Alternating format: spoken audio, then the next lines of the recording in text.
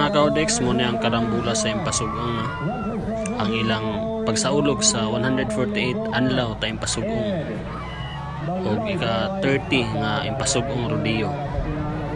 Muna ang paghunong sa ulan, grabe ka danlog ang mga baka, danlog ang sagbot, ang yuta na makahawid, makabuhi ra gyapon.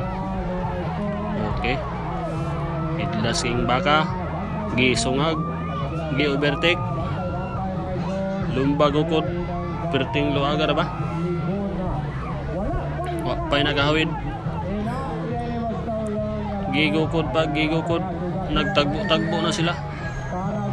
Kada baka na number, sa wala pa pagsugod, nagbunot sila og number kung unsa nga baka. Naka-timing sila isog o daggo ba? Buwinas lang gid mo. Okay, nana nakahawid sa ikog, gibira, giklipan ng liyog na hawira na ang isa gisungag, agay wa kalihok ang baka, gitumba, gituok, gitimbrehan, gahi ang baka o gipugan, agoy tumba. Okay, na isa nga maghikot, hiktan ang tulo ka tiil, pagkahuman og hikot magpataas og kamot, then ay pila ka minuto nga pasagan ang baka kung nakabuhi pa ba siya. Uy, nakabuhi itong isa.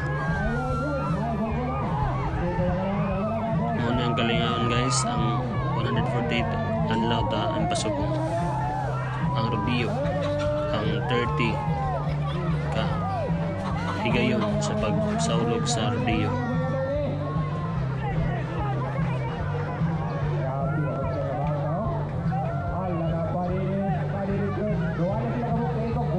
Ang isa ka baka pagit mahipos, kamulo pang layog. Okay, si Can Bikas. Muna siya guys, ang unang buhi kan sa pagulan.